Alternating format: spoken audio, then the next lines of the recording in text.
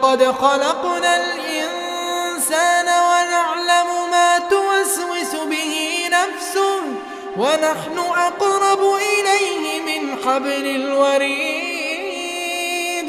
إذ يتلقى المتلقيان عن اليمين وعن الشمال قعيد ما يلفظ من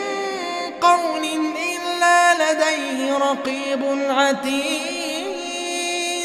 وجاءت سكرة الموت بالحق ذلك ما كنت منه تحيد